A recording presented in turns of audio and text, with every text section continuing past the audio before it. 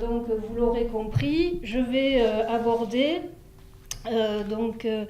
l'histoire de la 6e flotte, non pas uniquement à Villefranche, mais sur l'ensemble de la côte d'Azur, du littoral azuréen.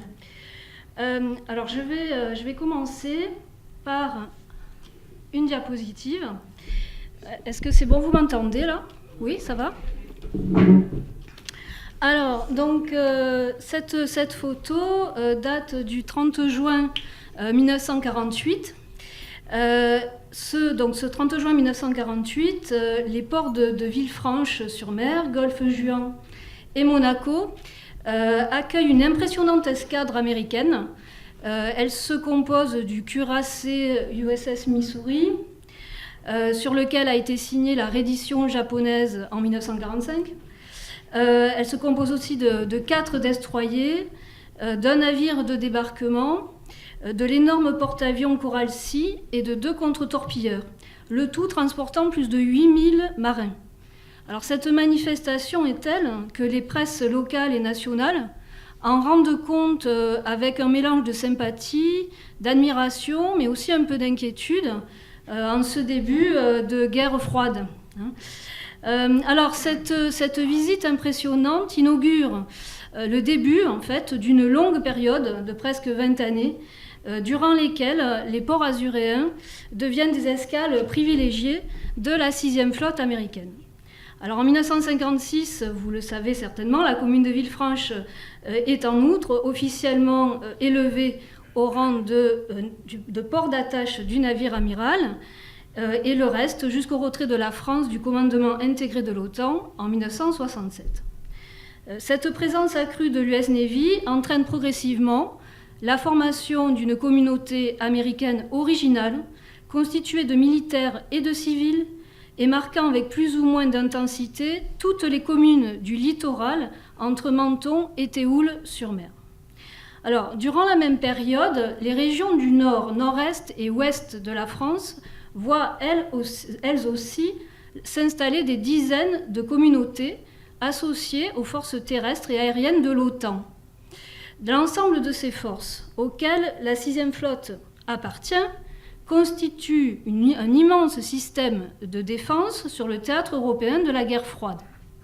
Quelques ouvrages universitaires se sont penchés sur l'organisation de cette présence militaire américaine en France.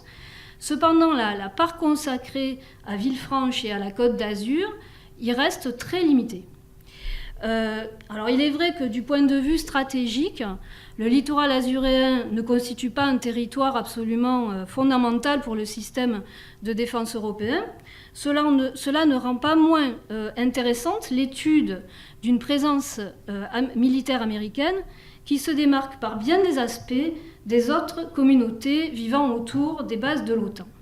Alors, je vais donc tenter, dans cette présentation, de vous montrer quelles sont les principales caractéristiques de cette présence, vous en montrer les logiques, vous montrer en quoi cette communauté est un peu plus ouverte sur le territoire que celle des autres bases de l'OTAN en France. Et enfin, j'examinerai la question des conséquences d'une telle présence sur les populations et le territoire.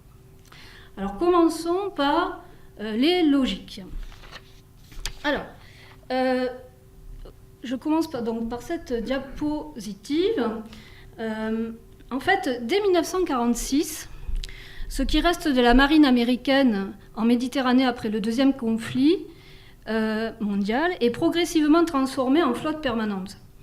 Donc, après 18 mois de mission visant à contrer les prétentions soviétiques en Grèce et en Turquie, la 6e flotte est officiellement fondée le 1er juin 1948. En 1950, elle intègre les forces de l'OTAN et sa mission est simple, il s'agit de dissuader toute tentative d'expansion soviétique en Méditerranée. Alors côté européen, c'est ce que vous avez, vous voyez bien sur cette diapositive, sur cette image du Time. Donc côté européen, elle complète le dispositif de défense américaine terrestre et aérien mis en place dans le cadre de l'OTAN. Plus au sud, elle doit surveiller le détroit de Suez et les prétentions soviétiques au Proche et Moyen-Orient. Alors, face à la puissance soviétique, il s'agit donc de montrer le drapeau, show the flag, ainsi que sa puissance de frappe et son potentiel nucléaire. Alors, au quotidien, la flotte effectue des croisières selon un planning prédéfini, au cours desquels se succèdent divers exercices en haute mer ou sur les côtes, des escales logistiques et des escales destinées au repos des marins pour qui on organise même des visites touristiques. Sur cette carte, j'ai schématisé le trajet effectué par le navire amiral USS Des Moines lors d'un voyage de 2 mois débutant à Gibraltar en 1952. Certaines escales donc relèvent de la logistique, c'est le cas en particulier de La Valette ou d'Augusta Bay. D'autres escales sont l'occasion pour les permissionnaires d'effectuer des visites, c'est le cas pour Athènes, Istanbul, Naples ou Villefranche. Donc on note au passage l'importance de Naples dans cette croisière, c'est une étape majeure puisqu'elle est aussi le siège des forces alliées de l'OTAN pour le sud de l'Europe. Alors, quelle est la place et le rôle des escales azuréennes dans ces croisières? Les ports azuréens vont figurer en bonne place dans le planning de ces escales. Donc sur la carte précédente, on voit déjà que Villefranche fait partie des escales privilégiées en France, alors qu'il n'est pas encore, en 1952, le port d'attache du navire amiral. De tous les ports azuréens, en fait, c'est Cannes qui domine entre 1948 et 1967. Le port cannois fait partie des 10 ports les plus visités de tout le bassin méditerranéen par la flotte et également à l'échelle du littoral méditerranéen français. Donc sur cette carte, en fait, j'ai représenté le taux de fréquentation par les bateaux de la marine américaine pour chaque port entre Marseille et Menton entre 1958 et 1967. Alors domine clairement la bande littorale azuréenne. Les 4 ports les plus visités par la flotte donc sont Cannes, avec 41% des arrivées, puis Golfe-Juan, 19%, Villefranche, 9%, et Théoul, 3%. En résumé, la Côte d'Azur est une des escales privilégiées de la flotte et constitue la principale escale de cette flotte sur le littoral méditerranéen français. Alors, quel rôle les escales azuréennes jouent-elles pour les autorités militaires américaines? Alors, il s'agit d'abord, comme dans tous les ports, de montrer le drapeau et d'arborer la puissance navale. Alors, les visites organisées à bord des unités, en particulier des porte-avions, connaissent un grand succès. Les journalistes sont aussi conviés et se font le relais des communiqués de presse émanant de la flotte, via son Public Information Officer. C'est un organe chargé des relations avec la presse. Au fil de leurs articles, les journalistes locaux vont ainsi mettre en exergue l'importance des bateaux en termes de tonnage, de dimension, de puissance de frappe, de capacité de riposte en cas d'attaque et de nombre de marins. Alors, il s'agit ensuite, deuxième logique, d'organiser bien sûr le repos des marins. Chaque escale azuréenne dure entre 3 jours et 1 semaine et permet aux permissionnaires de découvrir soit les environs proches, soit par des visites organisées d'autres régions françaises comme Paris. L'US Navy encadre elle-même ses temps de loisirs et de tourisme. Le navire amiral possède à cette fin un Welfare and Recreation Committee qui planifie et organise les loisirs des permissionnaires. Alors enfin, dernière logique, il s'agit donc d'une logique plus diplomatique. Il s'agit de rappeler et renforcer l'unité au sein de l'Alliance Atlantique. Dès sa création, le Haut Commandement américain présente officiellement la flotte comme une ambassadrice de bonne volonté, une Goodwill Legation. Il s'agit par diverses manifestations de rapprochement et de solidarité de renforcer la cohésion de la Grande Alliance Atlantique, indispensable selon les Américains pour faire face à la menace communiste. Alors certains historiens y voient aussi un outil pour rendre supportable auprès de la population locale une présence militaire accrue. Alors quoi qu'il en soit, chaque escale est l'occasion d'une véritable mise en scène des signes de l'amitié. Alors on a des distributions de cadeaux à chaque Noël, aux enfants, aux orphelins. On a de temps en temps des aides, notamment lors de catastrophes et lors d'incendies. Je pense par exemple à l'incendie qui a eu lieu le 28 juillet 1959 sur les hauteurs de Villefranche. Donc la Navy a aidé à éteindre cet incendie. Il y a également des célébrations communales, des fêtes nationales respectives, les 4 et le 14 juillet. On a des participations à des fêtes franco-américaines. Donc là, vous avez sur cette image l'illustration d'une semaine qui a eu lieu au début septembre 1960.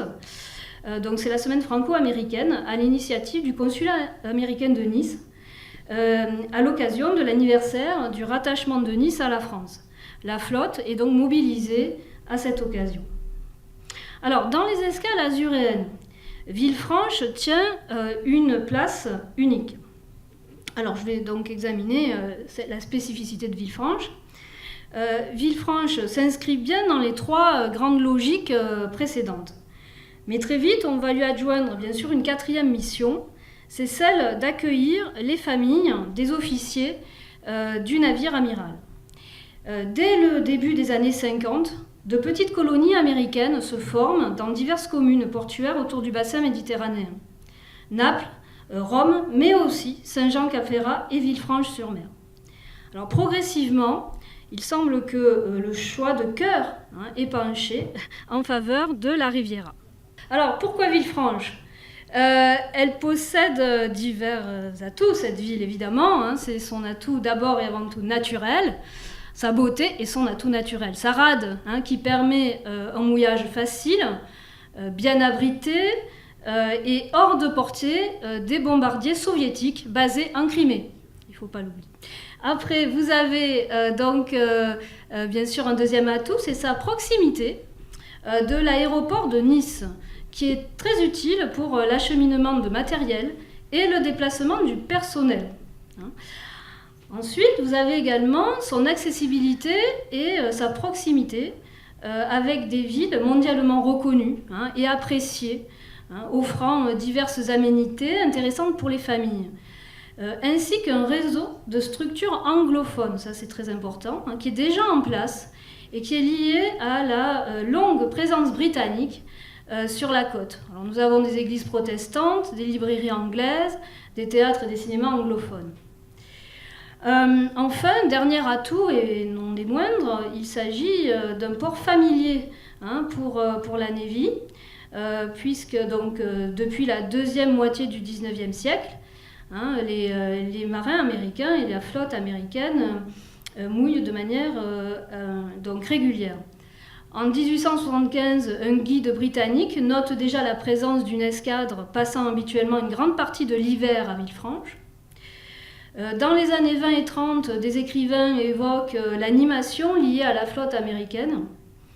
Alors je ne résiste pas à vous lire un extrait du roman fameux « Tendre et la nuit » de Scott Fitzgerald, qui décrit l'ambiance de ces années 20 à Villefranche au moment du départ d'un cuirassé américain.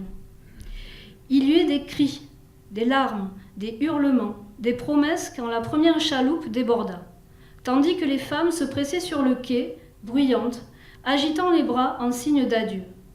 L'une des filles releva sa jupe, arracha sa petite culotte rose, la déchira pour en faire un drapeau, puis le brandit, l'agita avec grand cri. Voilà. Alors revenons aux années 50. Villefranche devient donc le port d'attache du navire amiral. Que recouvre ce statut exactement ? Alors, la 6e flotte est considérée comme une force au sens défini par la Convention de Londres de 1951 qui fixe le statut des forces de l'OTAN stationnant en Europe. Elle est donc assimilable en droit aux autres unités de l'OTAN présentes en France. Des négociations entre la France et les États-Unis se déroulent entre janvier et mai 1956 et aboutissent à la mise en place d'un port d'attache et non d'une base. C'est-à-dire qu'elle ne bénéficie pas de la quasi-extraterritorialité qu'on trouve dans les autres bases de l'OTAN en France. En revanche, elle dispose à terme d'un poste de garde, d'un magasin et d'une petite unité destinée à régler les questions administratives auxquelles les Américains peuvent être confrontés.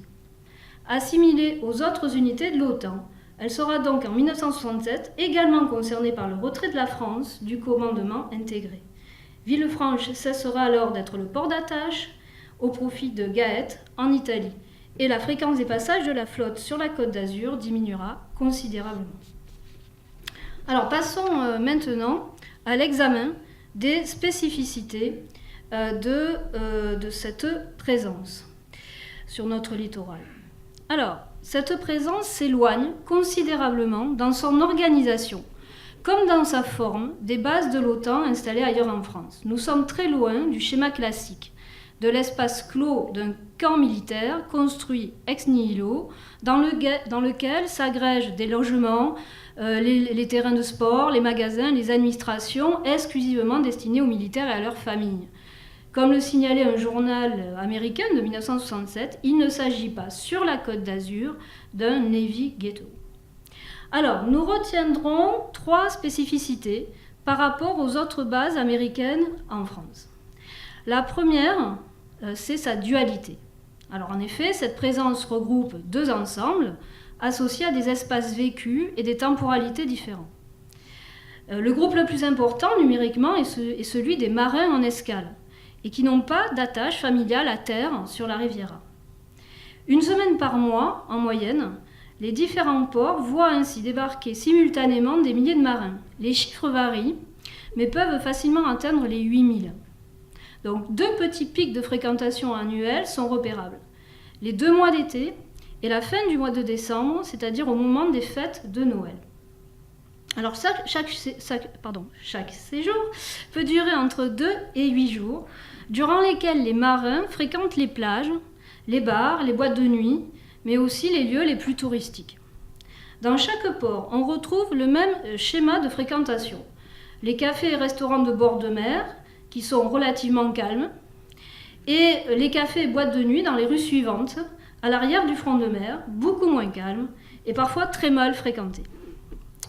À Villefranche, les restaurants du quai, comme le Welcome et la Mère Germaine, font office de cantines annexes pour les marins, tandis que les rues des niveaux suivants, donc le niveau 2, 3, 4, sont plus animées, avec des bars au nom américain, le Jimmy's Bar, le New York, le Navy's Club, et la présence de nombreuses prostituées. Le deuxième groupe est constitué des familles liées au navire amiral. Leur installation à Villefranche et dans les communes limitrophes s'effectue pour une période de 2 à 2 ans et demi. Le nombre de familles varie fortement selon les périodes et selon les sources. En 1956, certaines sources évoquent 150 familles. En 1958, 250. Alors, ces chiffres restent très difficiles à vérifier. Le recensement français de 1962 liste très exactement 139 familles et 16 marins installés à Villefranche, ainsi que 15 familles à Saint-Jean-Cap-Ferrat, soit un total de 528 personnes sur ces 2 seules communes. Le recensement de Beaulieu semble avoir été perdu, donc je ne peux pas vous donner des chiffres. L'espace vécu par ces familles se répartit principalement entre leurs propres logements et divers lieux répondant plus spécifiquement à leurs besoins. Alors, au niveau du logement, les familles logent principalement à Villefranche. On note un étalement urbain qui s'opère peu à peu en faveur des hauteurs, au-delà de la basse corniche, et une préférence pour les résidences neuves. Certaines de ces résidences, construites à la fin des années 50 et au début des années 60, regroupent parfois plusieurs dizaines de familles américaines. Alors, je vais vous en lister quelques-unes, vous les connaissez sans doute. Donc, par exemple, l'Esterel, avenue Saint-Estève, le Neptune, avenue Clémenceau, la résidence de la Darse, avenue Malmaison, et résidence d'Ina Palace, avenue Sadi Carnot. Je suppose qu'elles existent toujours, ces résidences. Ouais. Voilà. Donc, elles accueillaient énormément de familles au début des années 60. Alors, un autre lieu important pour les familles se situe sur la Darse, dans un espace de 85 mètres carrés, dans le bâtiment de la corderie. On y trouve la Naval Support Activity, NSA, à partir de 1961, pour les démarches administratives. Auparavant, la NSA était basée au consulat de Nice. On y trouve le Post Exchange, PX, qui est un magasin, et un dispensaire pour les soins les plus courants. Et alors enfin, le troisième espace fréquenté par ces familles, c'est logiquement l'école américaine. Je n'ai pas de diaporama à vous montrer, de diapo dessus. Alors, les premières familles de marins installées dans la région scolarisent leurs enfants dans les écoles françaises. Mais cela n'est pas toujours bien vécu par les jeunes Américains à cause de la barrière linguistique. En avril 1953, face à l'augmentation des besoins, une école à Cannes ouvre ses portes, accueille les enfants de la Navy dans une annexe du Sunnybank Hospital.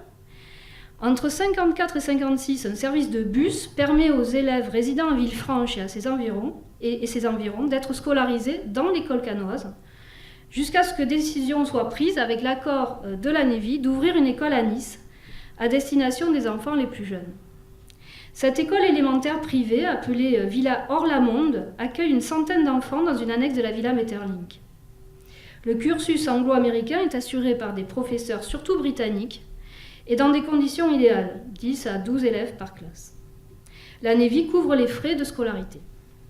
Enfin, donc dernière étape, en octobre 1961, les élèves de l'école de Nice et ceux de l'école de Cannes sont réunis dans un seul établissement situé à Beaulieu, dans les locaux de l'ancien hôtel Carlton. C'est l'école élémentaire Joshua Barney. Alors ces deux groupes, les marins et les familles, ont vécu très différents, constituent néanmoins une véritable communauté, unie, autour de quelques lieux et quelques moments fédérateurs. Alors parmi ces lieux, on retrouve l'espace situé sur la Darse, on retrouve les PX, il ne faut pas oublier qu'il y avait aussi un PX à Nice, et on retrouve surtout les USO, alors USO, United Service Organization. Alors, que sont les USO ? Ce sont des structures d'accueil et des lieux de sociabilité pour toute la communauté américaine associée à la Navy. Dans les années 50 et 60, la France compte 5 sièges de l'USO, dont 2 permanents, un à Paris et un à Nice. Les 3 autres n'ouvrent leurs portes qu'au moment des escales, à Cannes, Menton et Marseille. L'USO de Nice est fondé en 1949. Il ouvre ses portes tous les jours, fait office de bureau de renseignement touristique, de foyer du soldat, avec douche, petite boutique, téléphone gratuit. Diverses manifestations y sont organisées. Club de cuisine française, cours de français pour les femmes d'officiers, par exemple, mais aussi de nombreuses soirées qui réunissent les marins et les officiers, enfin les simples marins et les officiers. Les hôtesses de l'USO offrent donc des divertissements aux marins dans les locaux niçois, mais aussi à bord des bateaux. Donc c'est ce que vous avez sur cette photo. Alors enfin, diverses associations liées à la petite colonie anglo-américaine locale s'y retrouvent à l'occasion de soirées philanthropiques. C'est le cas des membres de l'Église américaine, de l'Association France-États-Unis ou du British American Hospital. Alors d'ailleurs, 2 de ces structures vont connaître un regain d'activité grâce à la Navy. Alors la première, donc, c'est le British American Hospital. En cas de problème de santé grave, les marins et les familles ont la possibilité de se faire soigner dans cet hôpital, au départ fondé pour la communauté britannique en 1906.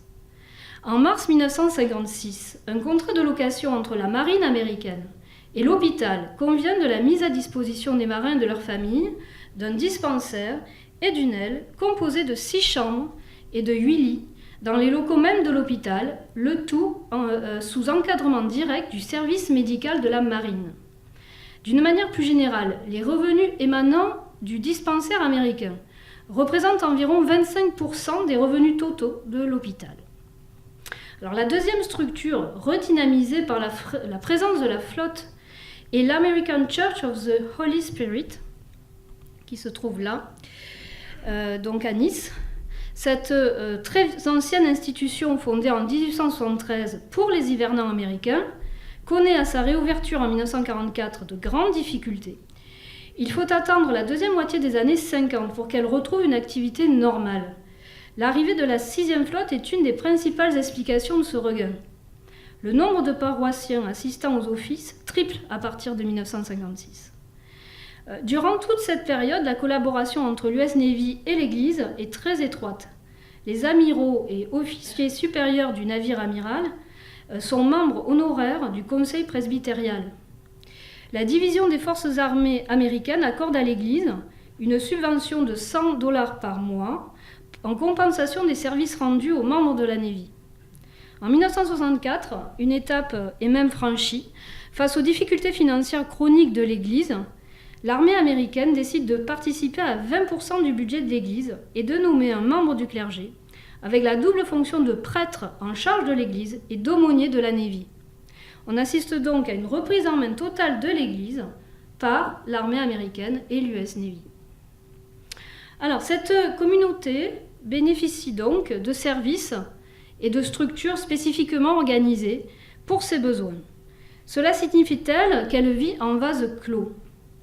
Alors, il existe des freins à l'ouverture de cette communauté. En premier lieu, c'est le problème de la langue. Il faut aussi tenir compte de la courte durée des séjours. Comment demander en effet à des marins en permission pour 3 jours de tout comprendre du pays qu'ils visitent ? Enfin, les préjugés constituent un dernier frein. Sans surprise, beaucoup de jeunes matelots pensent que les Françaises sont des femmes légères, dont on peut profiter à moindre frais. Les épouses se plaignent parfois du manque de confort et d'équipement de leur maison ou appartement.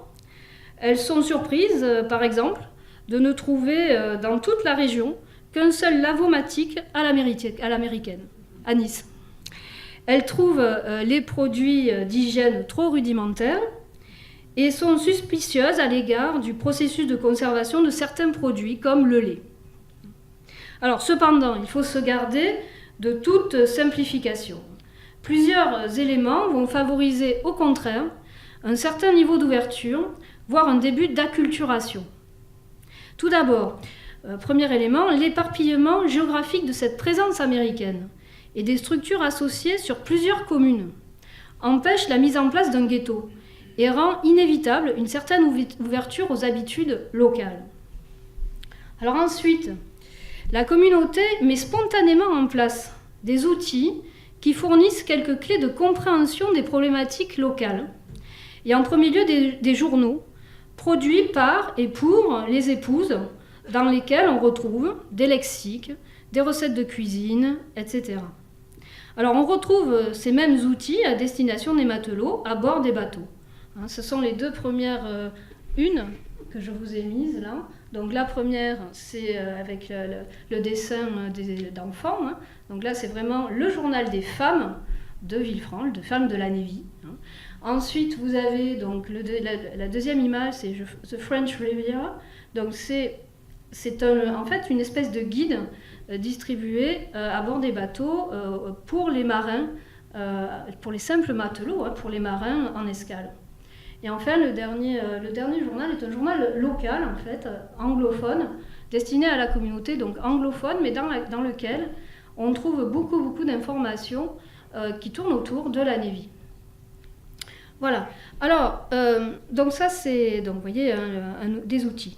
Alors, d'autres facteurs d'intégration, enfin d'ouverture du moins, ce sont donc c'est la présence de certains acteurs locaux qui vont servir d'interface entre la population et les Américains en se mettant au service de l'accueil de la Navy. Dans les bâtiments de la DARS, un attaché de relations publiques français et anglophone est embauché pour coordonner les relations entre la Navy, les populations locales et les autorités françaises. Alors, d'autres personnalités locales participent de manière plus spontanée aussi à l'accueil des Américains. Alors j'imagine que vous connaissez tous à Villefranche Germaine Brault, propriétaire du restaurant La Mère Germaine, donc, qui, jusqu'à sa mort, en 1959, soigne les jeunes marins avec ses petits plats et ses bons conseils. La marine américaine érige d'ailleurs Germaine en modèle du rapprochement franco-américain. La Navy en fait l'héroïne d'un film cofinancé avec la télé américaine et le ministère de la Défense américain. Ce film s'appelle Mama Germaine. Donc c'est un des épisodes d'une série appelée Navylogue, racontant les exploits de la marine. Et ce film est diffusé en août 1958 sur ABC. Cet épisode raconte une histoire vraie. Germaine Braud remue ciel et terre pour trouver un médicament alternatif afin de sauver un jeune marin faisant une crise d'appendicite et allergique à la pénicilline. Le téléfilm, en fait, c'est vraiment un téléfilm de propagande américaine. Il vise à encourager le jeune public américain à s'enrôler et à le rassurer. C'est-à-dire on peut trouver des parents de substitution et se sentir comme à la maison de l'autre côté de l'Atlantique. Voilà le message. Alors, la combinaison de tous ces éléments aboutit parfois à une certaine acculturation. Quelques témoignages attestent par exemple d'imprégnation linguistique improbable. À Villefranche, les chauffeurs des officiers supérieurs de la Navy ont le temps de retenir quelques expressions de Nissard dont les jeunes locaux semblent s'amuser. N'est-ce pas, monsieur certaines familles, installées dans les immeubles anciens à l'arrière de la darse, prennent des habitudes d'autochtones, laissant leurs enfants s'amuser dans les rues du village en toute liberté. D'autres signalent avoir conservé, bien après leur retour aux États-Unis, le goût de la baguette à chaque repas. En somme, les familles s'accommodent, bon gré mal gré, des conditions matérielles locales, finissent par assez bien les assimiler et même par les apprécier. Voilà. Alors, on va passer aux conséquences. Vu de l'intérieur, ça va, je ne suis pas trop long. vu de l'intérieur, cette présence américaine constitue donc une communauté assez originale qui tente, à défaut d'y parvenir complètement, de s'ouvrir au territoire. Intéressons-nous maintenant aux conséquences qu'elle peut entraîner et en premier lieu aux réactions qu'elle suscite parmi la population locale. Alors, cette présence suscite un panel très varié de réactions. La politique de rapprochement franco-américain n'a pas toujours porté ses fruits, loin de là. Je vais vous lire une protestation anonyme datée de juillet 1965. Alors, je lis. « Monsieur le chef de la flotte USA en rade de Cannes. Monsieur, allez-vous-en. Le bruit de vos essais nous casse les oreilles. Vos marins ivres et gueulants ou dégueulants dans nos rues nous écœurent. Votre saloperie de mazout qui recouvre l'eau et le sable de nos plages est une honte et un scandale. Allez-vous-en, personne ne vous a demandé de jouer les troupes d'occupation, de transformer Cannes, ville de luxe, de repos, de tourisme, de joie de vivre, en un infâme port de guerre. Allez-vous-en, vous êtes l'image de la sale guerre que vous portez dans tous les coins du monde, sous prétexte de donner ce que vous appelez la liberté à des peuples qui ne vous la demandent pas, à coup de vos sales dollars, de votre napalm et de vos bombes. Occupez-vous de votre continent, vous aurez assez à faire. Laissez-nous en paix et allez-vous-en. Bon Dieu de bon Dieu. » Voilà, c'est signé Jacques Bonhomme.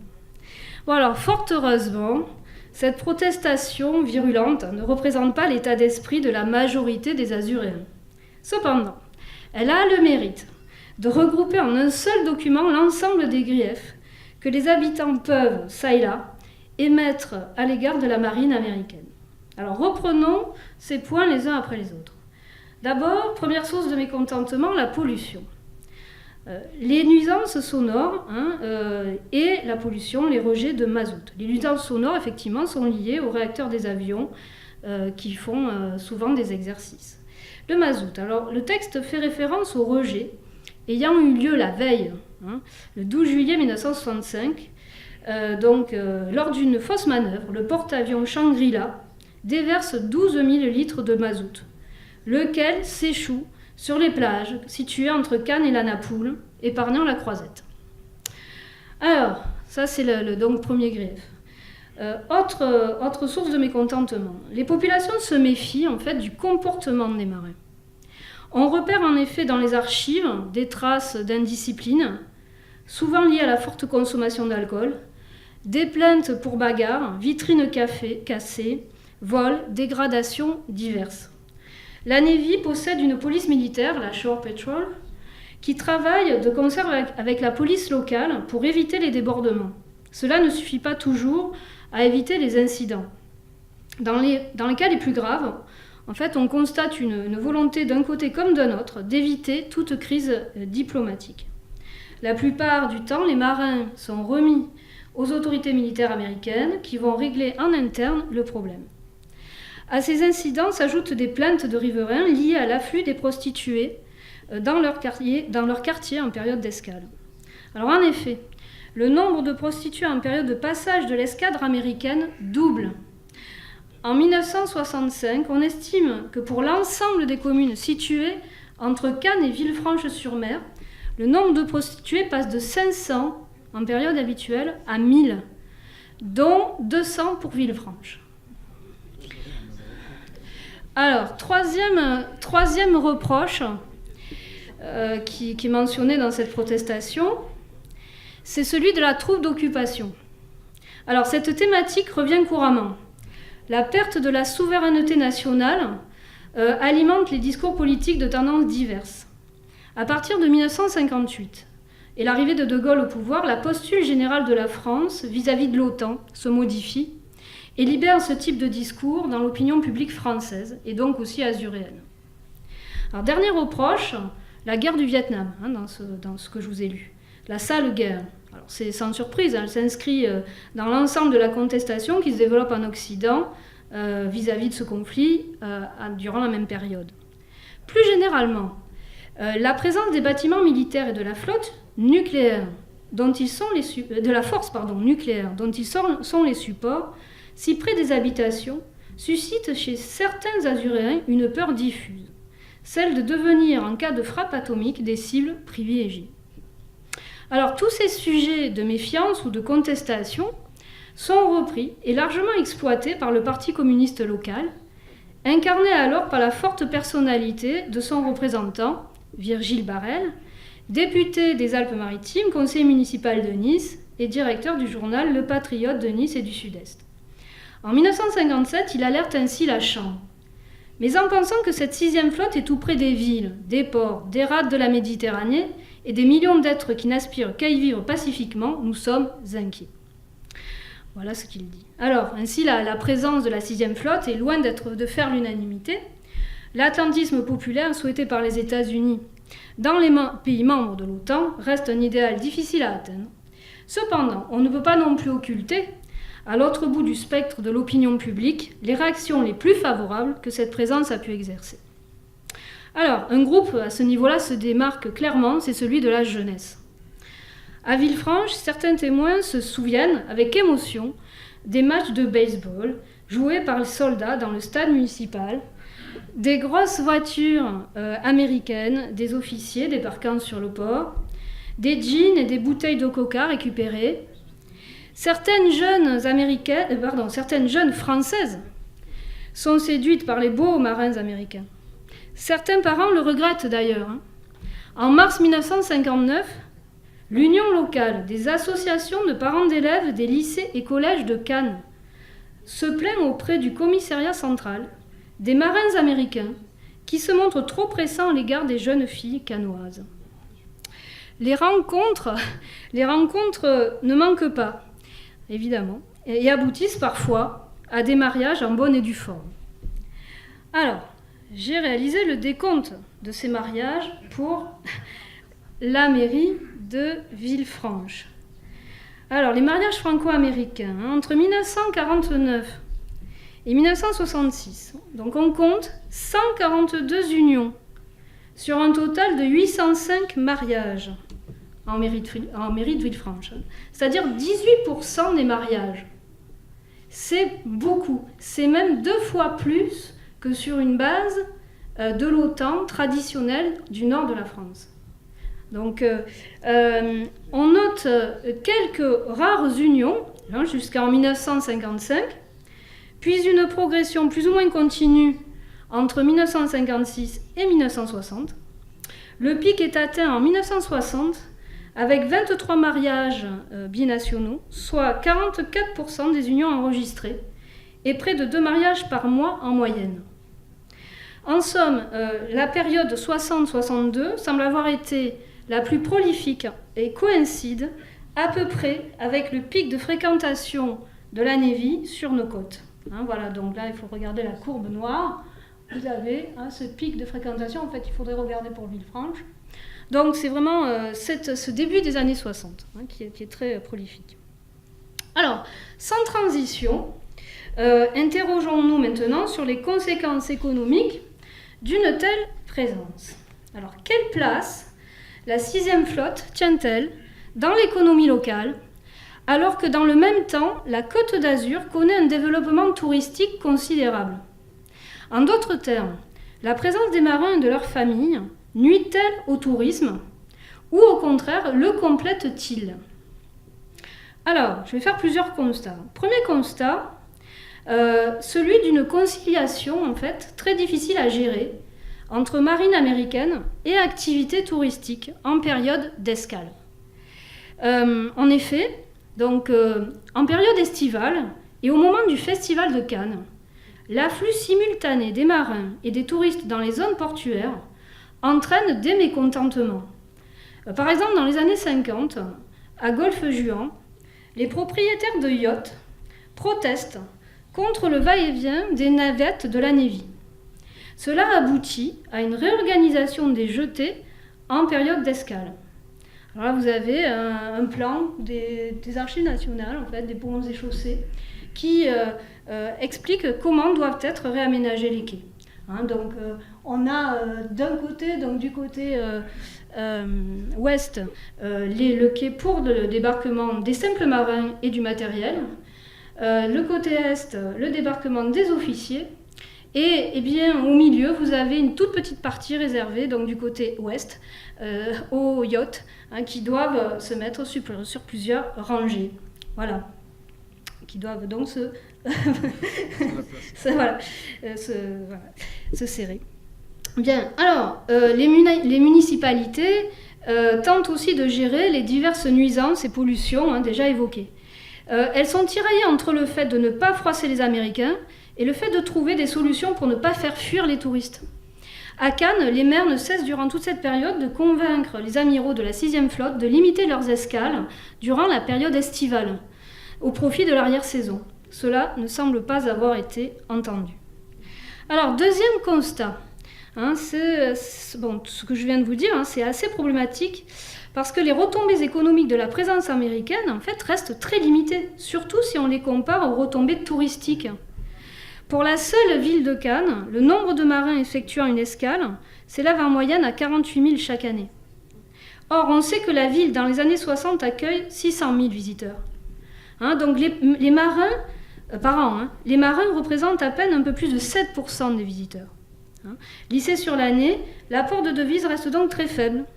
Plus généralement, on pousse les Américains, l'armée américaine pousse les marins et les familles à consommer surtout les produits américains du PX ou des PX. Dans celui de Villefranche, on va trouver par exemple 1300 produits typiquement américains, y compris des produits frais venus directement du Danemark, par exemple le lait. À quelques exceptions près, les Américains en fait se contentent de ces produits. Alors cependant, il faut là encore nuancer le constat. Les commerçants sont également les premiers à se plaindre lorsqu'une escale prévue est reportée. En plein hiver, en janvier 1959, 40 commerçants cannois envoient une pétition au maire lui demandant d'encourager auprès des autorités de la flotte les escales de plus grosses unités dans lesquelles se trouve un nombre de marins plus important et surtout plus gradés et plus qualifiés et donc mieux payés. On voit en creux la dépendance de certains commerçants donc, à l'égard de cette flotte, surtout en période hivernale. De la même manière, certaines communes sont plus dépendantes que d'autres. C'est le cas de Villefranche, où la présence régulière de plus de 1200 marins et de plusieurs centaines de familles représente un apport substantiel de consommateurs. Les commerces les plus dépendants sont la douzaine de bars situés à l'arrière du front de mer. D'ailleurs, après le départ du navire amiral, la plupart d'entre eux ferment leurs portes. Alors, si les retombées économiques restent finalement assez limitées, qu'en est-il des retombées culturelles? Alors, pour le coup, elles paraissent beaucoup plus intéressantes. Intéressantes pour les Américains. Alors, comme partout ailleurs en Europe, le hard power se met au service du soft power américain et contribue ainsi à la diffusion de certains marqueurs de la culture américaine. Alors, de quelle manière? J'en ai repéré essentiellement deux de manières. Alors, d'abord, par l'organisation par la flotte de fêtes et de manifestations ouvertes aux populations et dans lesquelles sont joués des morceaux de jazz ou de rock, mais aussi des films, on diffuse des films, des dessins animés, et au cours desquels des plats typiquement américains, hamburgers, hot dogs, etc. sont servis. Alors, deux exemples résument cette idée. Peut-être que certains d'entre vous l'ont vécu, je ne sais pas. Le 26 décembre 1959, le Père Noël emprunte l'hélicoptère de l'USS Des Moines, atterrit sur la pelouse du stade de Villefranche et distribue des cadeaux à 500 enfants de l'école. La fête se poursuit dans la salle de cinéma voisine, avec un spectacle de marionnettes, de dessins animés américains, un film documentaire sur la vie du musicien Nat King Cole. Voilà, ça c'est le premier exemple. Deuxième exemple, en 1964, une chips party est organisée. Chips party est organisée sur la chips, le bateau. Donc une partie bateau est organisée sur la commune de Levens. Oui, à l'occasion de la fête de l'indépendance américaine. Donc, nous sommes le 4 juillet 1964. Et donc, à l'occasion de cette fête de l'indépendance américaine et de l'anniversaire du navire amiral USS Springfield. Durant 2 journées, l'US Navy met à disposition des habitants des espaces sportifs où sont faites des démonstrations de foot américain. Des buvettes avec vente de hamburgers et hot dogs sont ouvertes au public. Enfin, 2 soirées sont organisées avec des orchestres américains de la Navy.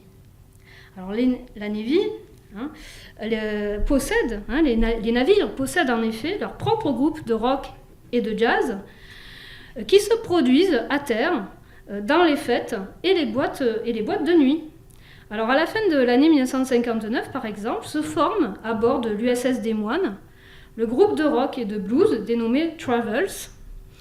Il se produit pour la première fois dans un club niçois en 1960 qui s'appelait le Cancan. Voilà. Alors, outre la musique, la flotte va également servir, je finirai par ça, après ça c'est presque fini, la flotte va également servir de support et de soutien aux films en compétition lors des différents festivals de Cannes. Elle est quasi systématiquement présente aux dates du festival et est régulièrement sollicitée pour la promotion des films américains. Elle accueille chaque année à bord d'un de ses destroyers une fête de la MPEAA, Motion Picture Export Association of America, représentant les intérêts des studios de cinéma américains à l'étranger. De même, des séances de photographie de stars ou starlettes à bord des navires sont régulièrement organisées. Enfin, les PX peuvent parfois être sollicités pour fournir des denrées à moindre coût lors de soirées organisées par les délégations américaines. Pour toutes ces manifestations, la 6e flotte coopère systématiquement avec les représentants de la diplomatie américaine dans la région, à savoir le consul et le chef de l'USIA, alors United States Information Agency, dont le siège est basé au consulat de Marseille. La flotte est donc à la fois un support et un vecteur de diffusion de la culture américaine. Pour conclure, j'ai tenté de vous montrer à quel point cette présence américaine n'avait rien d'anodin dans notre région. Elle réunit pas mal des caractéristiques que l'on retrouve ailleurs en France, dans les bases militaires de l'OTAN. Pour autant, sa structure originale fait d'elle une communauté probablement plus ouverte sur le territoire et les populations qu'ailleurs en France. Durant 20 ans, la flotte fait partie du décor, cristallise certaines peurs ou suscite au contraire de l'admiration. mais jamais elle ne semble avoir laissé la population indifférente. Et la volonté de familles franco-américaines et de vétérans américains d'œuvrer aujourd'hui pour en faire perdurer la mémoire démontre à quel point cette expérience a été particulièrement marquante pour beaucoup.